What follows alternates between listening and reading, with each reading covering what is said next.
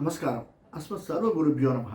இது நமது உலகம் சேனல் நேயர்களுக்கு வேங்கடம் ராம்நாராயண் அன்பு கலந்த வணக்கங்கள்.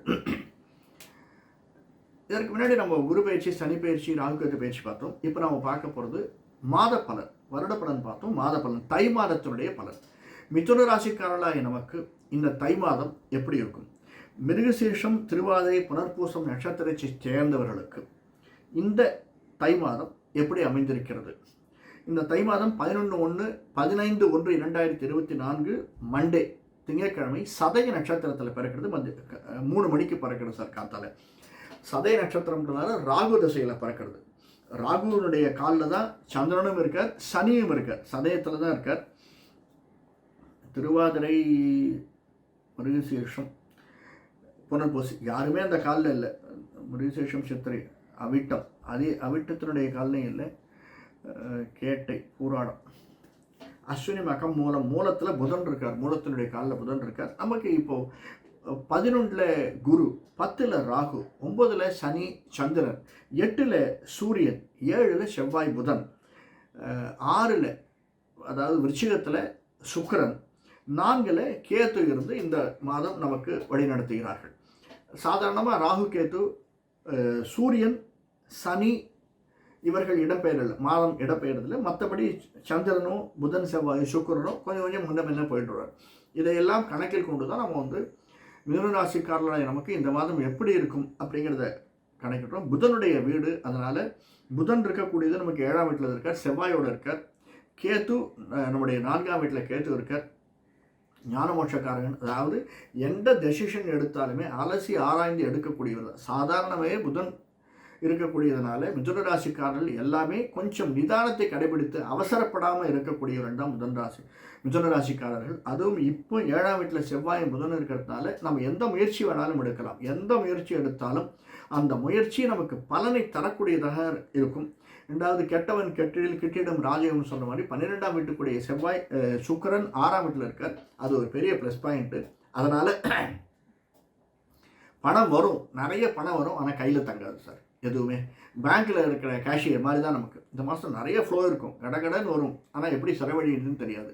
அதில் கட்டுப்பாடு விதித்துக் கொள்வது மிதுன ராசிக்காரர்களாகிய நமக்கு ஒரு பெரிய சாதனை தான். அது ஒரு பெரிய சாமர்த்தியம் தான் வேணும் அதுக்கு. அது தவிர 8ஆம் வீட்டில் சனியினுடைய வீட்டில் சூரியன் இருக்கார். சனியினுடைய வீட்டில் சூரியன் இருக்கிறது அப்புறம் பிள்ளைங்க எப்படி இருக்குன்னு பார்த்துக்கோங்க. ஒரே இடத்துல, அதாவது அவனுடைய வீட்டில் சூரியன். அந்த சனி நமக்கு 9 பாக்கியஸ்தானத்தில் தான் இருக்கார், சந்திரனோடு இருக்கார். அதனால் எந்த ஒரு காரியம் காலை எடுத்து வச்சால் செய்யலாமா வேண்டாமா, செய்யலாமா வேண்டாமா இப்படின்னு தான் இருக்கும். ஆனால் செய்து முடித்து விடுவோம், அது ஒன்றும் சந்தேகமே கிடையாது. சூரியனுடைய பார்வை 2ஆம் வீட்டுக்கு இருக்குது, நமக்கு புதனுடைய ஆசையும் செவ்வாயினுடைய ஆசையும் இருக்கிறதுனால அந்த காரியத்தை செய்து முடித்து விடுவோம். ஆனால் எண்ணங்கள் கொஞ்சம் கொஞ்சம் வந்துகிட்டே இருக்கும். திடீர்னு ஒரு கல்யாணத்துக்கே போகணும், 2 தூத்தல் போடுறதே, போகலாமா வேண்டாமா, ஒரு 5 நிமிஷம் கழிச்சு பார்த்தா ஐயோ க்ளீனாக இருக்கிற மானம், சரி கிளம்பலாம் அப்படின்னு தோணும். அந்த மாதிரி எண்ணங்கள், ஆனால் கரைச்சல் அட்டன் பண்ணிடுவோம். அந்த மாதிரி எண்ணங்கள் வரக்கூடிய சான்ஸ் இருக்குது. இதே தான் நம்ம ஒரு பிஸ்னஸில் போடுறதுக்கும், பைசா போடுறதுக்கும் இதே தான். ஏன்னா 11ஆம் வீடு லாபஸ்தானத்தில் தான் குரு இருக்கார், 9ஆம் வீடு சனி, 10 ராகு இருக்கார். அந்த ராகு நம்முடைய 4ஆம் வீட்டை பார்க்குறார். அதனால் அந்த ராகு கேத்துவனுடைய 7ஆம் பார்வையாக இருக்கிறது. சுக்கிரன் நம்முடைய 12ஆம் வீட்டை பார்க்குறார். அதனால் செலவினங்கள் அதிகமாகும். அந்த செலவினங்கள் மட்டும் கொஞ்சம் பார்த்துக்கோங்க. அது எந்த விதமான செலவினங்களாக இருக்கலாம். அதனால தான் சொன்னேன், வீடு மனை வாங்கணும்னா வாங்கிடுங்க, கையெழுத்து போட்டுருங்க. ஒரு லோனுக்கு அப்ளை பண்ணோன்னா பண்ணிடுங்க. லோன் அப்படிங்கிறது ஒரு விதத்தில் பார்த்தா செலவு, ஆனால் நமக்கு அது வரவு. அதனால் அந்த மாதிரி செலவினங்கள் நமக்கு வரவாக வரக்கூடிய செலவினங்கள் செய்து வச்சுருக்கோம். அதை தவிர சின்ன சின்ன செலவுகள், வீட்டுக்கு பொருள் வாங்கக்கூடியதாக இருக்கும். ஒன்று தை மாதம், அதனால் சாதாரணமாக பொருள் வாங்குவோம், அதனால் செலவு இருக்கும். நிறைய பொருள் சேரக்கூடியதாக இருக்கும். இந்த மாதம் மிதுன ராசிக்காரர்களாய் நமக்கு நிச்சயமாக பொருள் சேரக்கூடிய மாதமாக அமைந்திருக்கிறது. சில பேருக்கு சான்ஸ் இருக்குது சார், ஃபாரின் போகிறதுக்கு கூட சான்ஸ் இருக்குது. இந்த மாதத்திலேயே ஃபாரின் போகலாம். இதுக்கு முன்னாடி நம்ம விசா அப்ளிகேஷன் போட்டு வச்சுருந்தோம், எல்லாமே ரெடியாக வச்சுருந்தோம்னா இந்த மாதத்தில் நமக்கு அதுக்கான சாத்தியக்கூறுகள் அதிகமாக இருக்குது. ஒரு இடம் விட்டு இன்னொரு இடம் பெயர்வதற்கான சாத்தியக்கூறுகளும் இருக்குது. ஒரு இடத்துல 1 வாரம் போய் தங்கலாம், 10 நாள் தங்கலாம், அல்லது ஒரு விசிட்டு போகலாம், டூரிசம் போகலாம். அந்த மாதிரி மிதுன ராசிக்காரர்களுக்கு ஏற்படக்கூடியதான சந்தர்ப்பங்கள் நிறைய இருக்குது. கன்ஸ்ட்ரக்ஷன் அந்த தொழிலில் நம்ம பைசா போடலாம், ஏன்னா அதுக்கு பின்னாடி வரப்போகிறது. ரியல் எஸ்டேட்டில் பிஸ்னஸ், அந்த பிஸ்னஸில் இருக்கிறவங்க ரியல் எஸ்டேட்டில் பணம் போடணும்னு நினைக்கிறவங்க தாராளமாக போடலாம். நமக்கு அது ஏற்றத்தை தரக்கூடியதாக இருக்கும். மிதுன ராசிக்காரர்களுக்கு டூரிசம் நல்ல ஏற்றத்தை தரக்கூடியதாக இருக்கும். ஷேர்ஸில் படித்து கொஞ்சம் பார்த்து போடுங்க. ஏன்னா 10ஆம் வீடு ராகு எப்பயுமே நெளியக்கூடியவர், ஓலட்டையில் இருக்கக்கூடியது, அதுவும் மீனராசியில் இருக்கார். அதனால் ஷேர்ஸில் போடக்கூடியது மட்டும் பார்த்து போடுங்கன்னா, ஏன்னா செலவு கொஞ்சம் இருக்குது, பார்த்து போடணுன்னா போட்டுட்டு அதை விட்டுருங்க. ஒரு 3 மாதம் 4 மாதம் கழிச்சு நமக்கு அதில் லாபம் வரும். அவசரப்பட வேண்டாம். அது தை மாதம் பிப்ரவரி மாதம் ஆரம்பத்தில் போட்டு கொய்யன்னு அடிச்சிக்க வேண்டாம். ஏன்னா அது விட்டுடுங்க. ஒரு 4 மாதம் கழிச்சு அது நமக்கு நல்லதைத்தான் தரும்.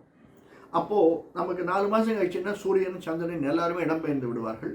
செவ்வாயினுடைய இதுவும் இடம்பெயரும், சுக்கிரனும் இடம்பெயர்ந்துடுவார். அதனால் நமக்கு நல்லதாக இருக்கும். இப்பொழுது போடக்கூடியது எதுவுமே நமக்கு உடனே பலனை தராது சார். எதுவாக இருந்தாலும் ஒரு கடைக்கு போகிறோம் அப்படின்னா அந்த கடையிலேயே நம்ம கேட்குற 10 பொருள் கேட்குச்சு, ஒரு பொருள் இருக்காது.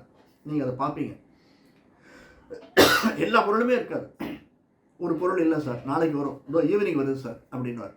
ஒரு நோட் புக்ஸ் வாங்கிட்டு போவோம், லாங் பேஜ் இருக்குது சார், ஷார்ட் இல்லை அப்படின்னா, ஷார்ட் நோட் இல்லை சார், ஈவினிங் வாங்க ஷார்ட் நோட் தரேன். அந்த மாதிரி நாம் சந்திக்கக்கூடிய சில விஷயங்கள் நமக்கு கொஞ்சம் மன நெருடலை தரக்கூடியதாக இந்த தை மாதம் நமக்கு அமைந்திருக்கிறது மிதுன ராசிக்காரர்களாய் நமக்கு. மற்றபடி பிஸ்னஸ் ஓஹோன்னு தான் இருக்கும், நிறைய பிஸ்னஸ் ஓஹோன்னு இருக்கும். நம்ம நினச்சபடி இந்த மாதம் நல்லா இருக்கும். கணவன் மனைவிக்குள்ள இடையே உள்ள உறவு நல்லா இருக்கும். ஏன்னா லக்னாதிபதி வந்து 7 இருக்கார், நம்ம பார்த்துட்டே இருக்கார். அந்த வீடு குருவினுடைய வீடு, குரு லாபஸ்தானத்தில் இருக்கார். அதனால் கணவன் மனைவிக்குள்ள இடையே உறவு, நம்முடைய சொந்த பந்தத்தில் இடையே உள்ள உறவு, எந்த விதமான உறவாக இருந்தாலும் ஏற்றத்தை தரக்கூடியதாகவும் நமக்கு நல்ல மாற்றத்தை தரக்கூடியதாகவும் மிதுன ராசிக்காரர்களுக்கு தை மாதம் அமைந்திருக்கிறது. நன்றி, வணக்கம். நன்றி. இந்த காணொலி பிடிச்சிருந்தேன்னா லைக் பண்ணுங்கள், சப்ஸ்கிரைப் பண்ணலாம் சப்ஸ்கிரைப் பண்ணுங்கள், ஷேர் பண்ணுங்கள். வணக்கம்.